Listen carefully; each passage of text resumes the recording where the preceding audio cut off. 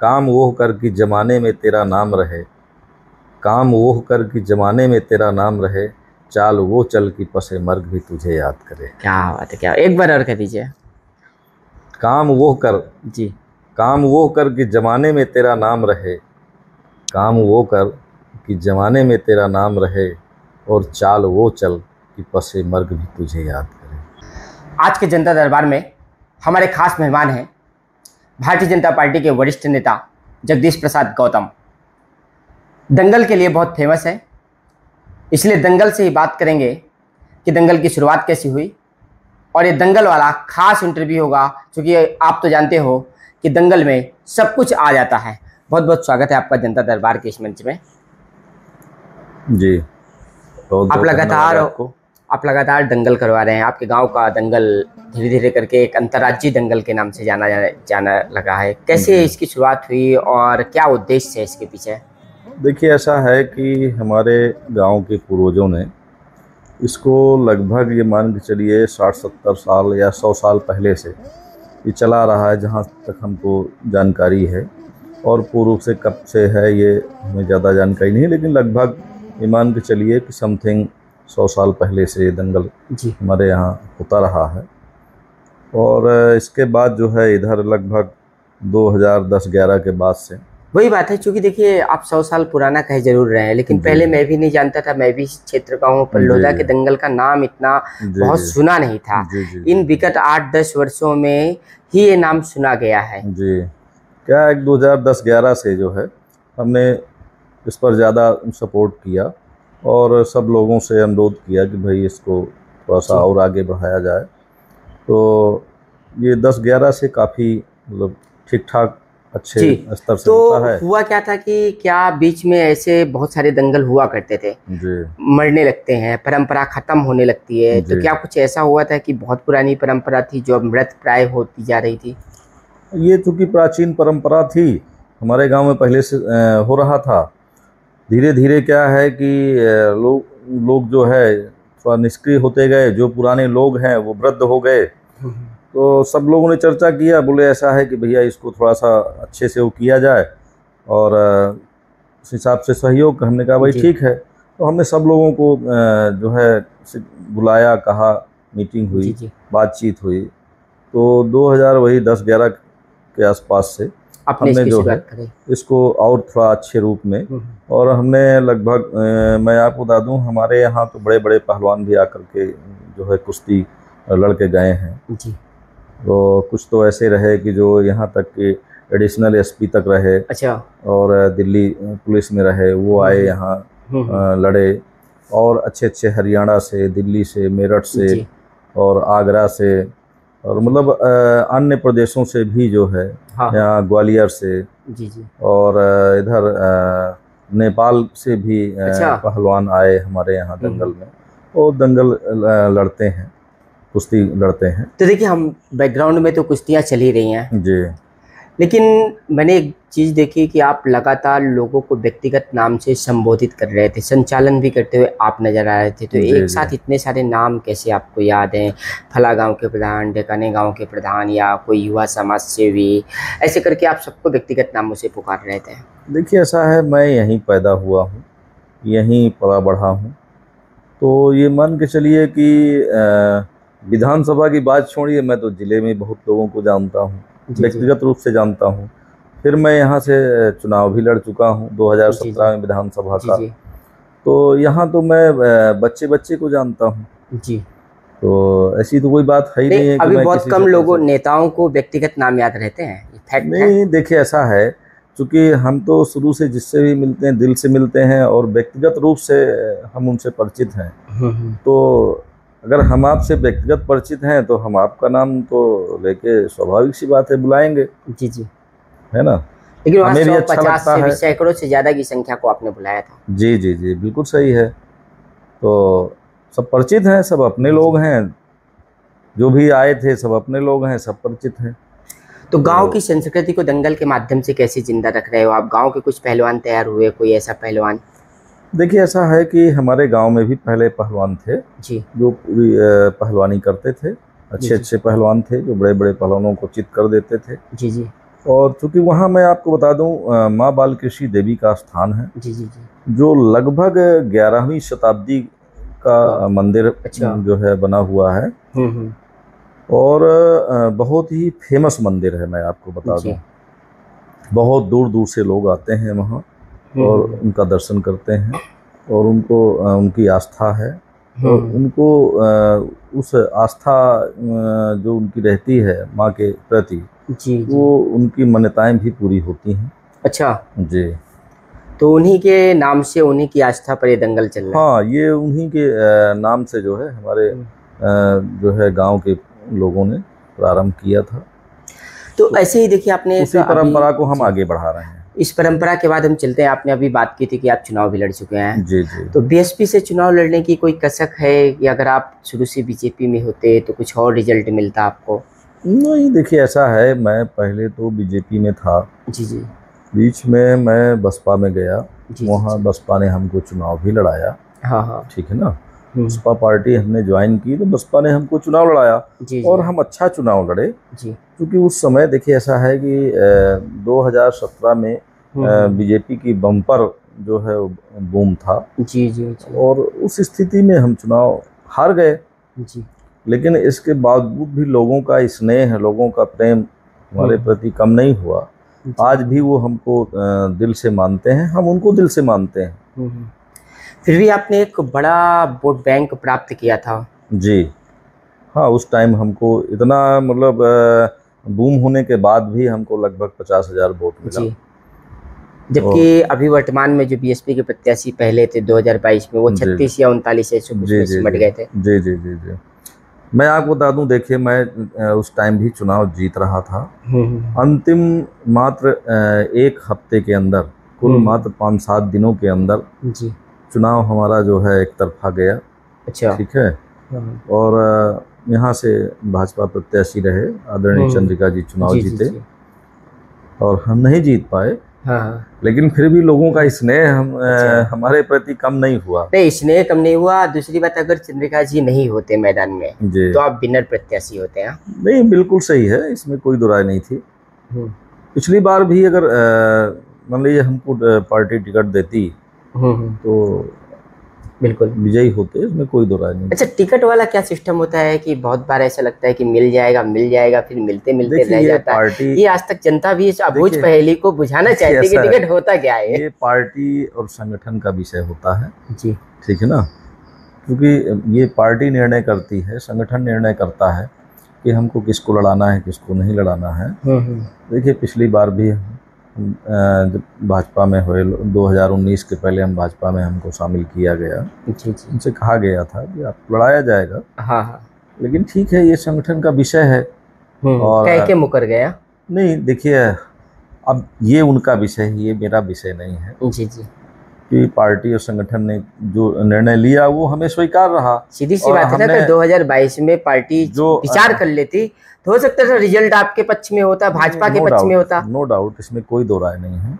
ठीक है ना, चंद्रिका जी भी अच्छे व्यक्ति हैं, नहीं बुराई उनकी कतई नहीं है। हाँ, लेकिन हो गया। देखिए कुछ चीज़ें होती हैं, है ना, लोग किन्हीं कारणों बस उनसे असंतुष्ट हुए और चुनाव उनका बिगड़ गया, है ना। फिर भी हम लोगों से जितना हो सका हम लोगों ने मदद किया। जी जी।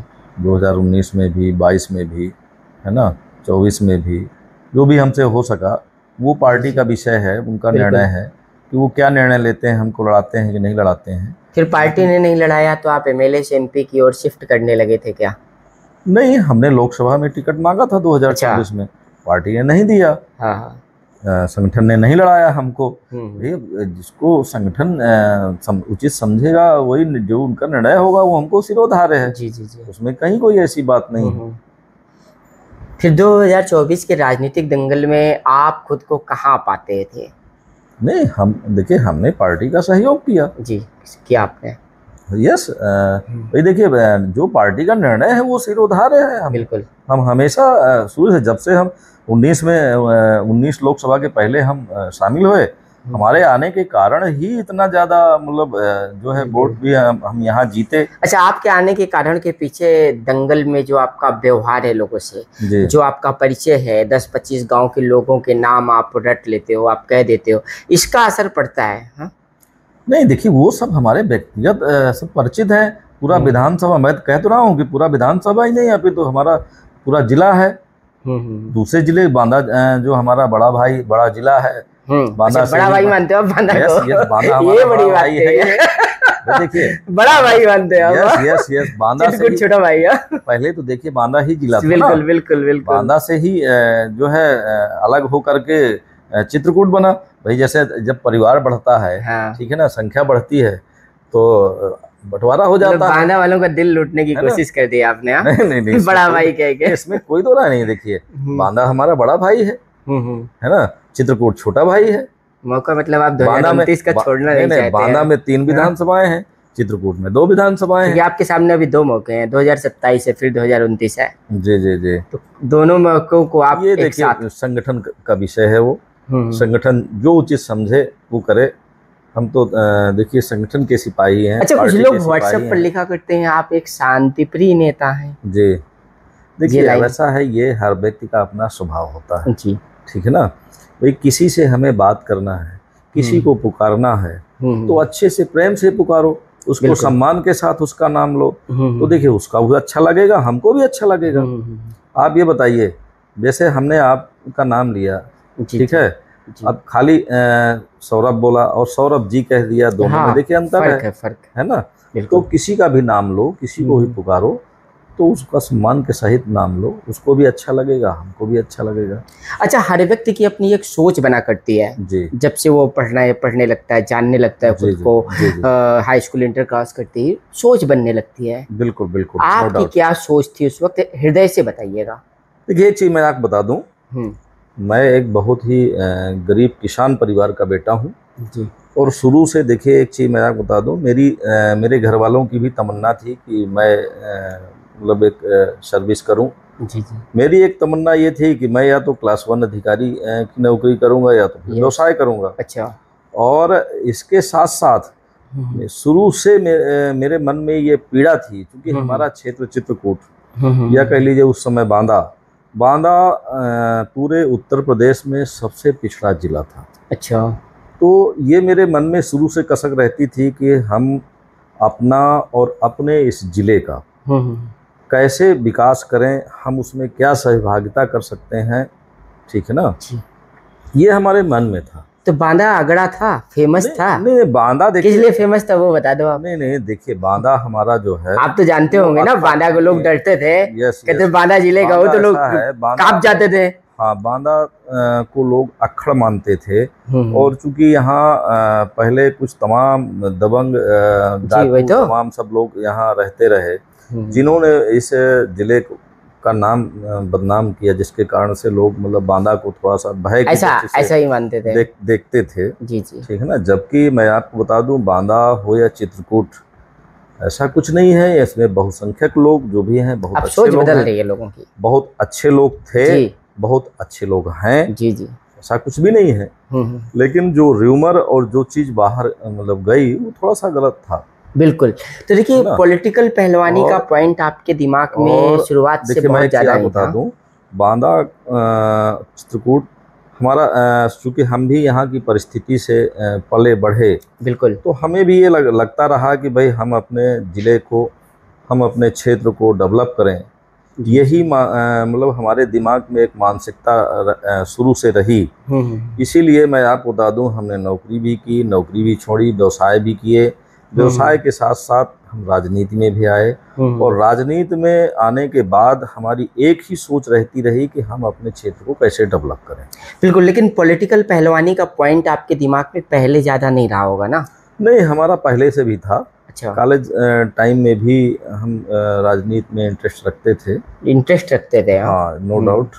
और ये मन में हमारे था। लेकिन देखिए, एक चीज ये है कि कुछ करने के लिए कुछ खोना पड़ता है। बिल्कुल बिल्कुल, ठीक है ना। आपके पास जब तक संसाधन नहीं होंगे, है ना, उस लाइन में आप काम नहीं करेंगे तो आप मन में कोरी कल्पना से काम नहीं चलता। कल्पना से ही नहीं होगा। भाई उसको आपको ज़मीन पर उतारना पड़ता है, बिल्कुल काम करना पड़ता है, तब जी, आप जी। काम कर पाएंगे, तब आप मतलब अपने क्षेत्र को आगे बढ़ा पाएंगे। बिल्कुल। तो पॉलिटिक्स में आप किसको अपना गुरु मानते हो? कोई आपका ध्येय वाक्य, कोई आपको अपने गुरु के रूप में नज़र आता हो? कहते हैं ना, गुरु हुआ तो ऐसा मार्गदर्शन दे देता है कि शिष्य का उद्धार हो जाता है। कोई बड़ा नेता जो आपका आदर्श हो? देखिए ऐसा है कि मैं आपको बता दूं कि पॉलिटिकल में तो जो मेरे एक मन में जो भाव जगे, और विशेष करके मैं मतलब पॉलिटिक्स में जो मैं विशेष इंटरेस्टेड होकर के आया, जी। मैं आपको बता दूं, मैंने देखा है मैं एमपी में जैसे काम करता रहा, वहाँ हमारे गोपाल भार्गव जी, जो रहली गढ़ा कोटा से आज भी विधायक हैं, जो 9वीं बार कंटिन्यू जी। चुनाव जीतते चले आ रहे हैं। तो एक तो मैं उनकी जो वहाँ का डेवलपमेंट है, उनके क्षेत्र का जो उनकी एक लोकप्रियता है उस क्षेत्र की, मैं आपको बता दूं, मैं उनसे बहुत प्रभावित रहता था जी। तो मेरे मन में यही एक भाव आता था कि यार जिस तरह से ये अपने क्षेत्र को डेवलप किए हुए हैं और हर तरह का विकास कर रहे हैं, तो हम क्यों नहीं कर सकते अपने क्या नहीं कर सकते, सही बात ठीक है ना। दूसरी चीज़ देखिए, हमारे जैसे कलराज मिश्रा जी रहे जी पहले, ठीक है ना, जी। कल्याण सिंह जी रहे जी। मैं पढ़ता था, मैं आपको बता दूं कि तब जिस तरह से कल्याण सिंह जी और हमारे कलराज मिश्रा जी, ये सब लोग काम करते रहे, मैं आपको बता दूं, मैं उनसे बहुत प्रभावित रहता था जी। और आज भी मेरे दिल में उनके प्रति असीम मतलब श्रद्धा रहती है। तो कुल मिलाकर के एक बात, तो आपने गुरु ऐसा चुना है जो लगातार 9 बार विधायक है। जी जी जी। ऐसा भी हो सकता है कि आपको मौका मिला तो फिर गुरु जब इतनी बार है तो फिर आप तो और आगे निकल सकते हैं, 9 बार से भी ज्यादा। हाँ, वो 9वीं बार से विधायक हैं, इसमें नो डाउट। फिर भाई काम भी वैसे करेंगे क्योंकि गुरु आपने ऐसा चुना। और जितने पे लोग चुनाव मतलब जीतते हैं, ठीक है ना, जितने वोट पा करके उतनी की वो लीड से जीतते हैं। जी जी जी जी। वो कभी भी 60, 70, 80, 90, 50, 60, 35, 40 हजार वोटों से हमेशा चुनाव जीते। जी। अंत में आप जनता से क्या कहना चाहेंगे? एक जनता दरबार का खास संदेश चित्रकूट बांदा की जनता के लिए। हालांकि सुनते तो आपको बहुत दूर दूर के लोग भी हैं हमारे चैनल पर। जी जी जी। मतलब अंतर्राज्यीय आपका दंगल है, तो हमारा चैनल भी अंतर्राज्यीय है। जी जी जी जी जी। तो क्या कहेंगे आप जनता से? देखिए ऐसा है, हमारे यहाँ की जनता बहुत अच्छी है। बहुत पहली चीज़ तो मैं आपको बता दूँ, हमारे यहाँ के लोग मेहनती बहुत हैं जी। और दिल से सच्चे हैं। जी जी। हमारे यहाँ के लोग मक्कार नहीं हैं, जो कहते हैं, जो बाहर से बोलते हैं वही अंदर से रहते हैं। जी जी। तो मैं सबसे पहले, आज एक तो दशहरा का दिन है जी। मैं उनको नवरात्रि और दशहरा की बहुत बहुत शुभकामनाएं देता हूँ, बधाई देता हूँ। और उसके साथ मतलब मैं ईश्वर से, माता रानी से ये प्रार्थना करता हूँ कि हमारे क्षेत्र के लोगों को खुशहाल रखें जी जी। और उनकी सभी मनोकामनाएं पूर्ण करें। जी। ये मेरी ईश्वर से प्रार्थना है। जी। और दूसरी चीज़ ये है कि मैं आपको बता दूं, जब से मैं राजनीति में आया, पूरी तरह से मैं समर्पित हूं इस क्षेत्र के लिए, यहाँ के लोगों के लिए। लोग मुझको, जब मैं आया तो मुझसे कहते थे कि अरे ये तो आए हैं, चुनाव लड़ेंगे और इसके बाद चले जाएंगे। जी जी। तो मैंने उसी समय कुछ जो हमारे, भाई देखिए, हर दल में और या हर जगह विरोधी तो होते हैं, क्योंकि सबका मतलब अपना काम है, सबको ये है कि भाई नहीं, हमें जो है आगे बढ़ना है, तो कंपटीशन होता ही है। जी। मैंने उसी समय कहा था, मैंने कहा ये तो वक्त बताएगा कि कौन रहेगा कौन जाएगा, ठीक है ना। उस समय से, जब से मैं चुनाव लड़ा, उसके पहले से मैं अनवरत रूप से यहाँ काम कर रहा हूँ, समाज के बीच में, समाज के हर दुख दर्द में मैं सहभागी रहता हूँ और पूरी जो भी मुझसे जितना भी बन सकता है पूरी मदद करता हूँ जी, और मन से काम करता हूँ जी। तो देखिए, आज के जनता दरबार में हमारे खास मेहमान जगदीश प्रसाद गौतम को आपने सुना। उन्होंने अपने दंगल से लेकर के राजनीतिक और सामाजिक जीवन के दंगल पर बहुत सारी चर्चा की और बहुत बड़ी बड़ी बातें कही हैं। आपको इनकी कौन सी बात बहुत पसंद आई है, कौन सा ऐसा वाक्य था इनका जो बहुत प्यारा लगा हो, हमें कमेंट बॉक्स में टिप्पणी कर अपनी राय ज़रूर दीजिएगा। तो बने रहिएगा लगातार सदैव मेरे साथ।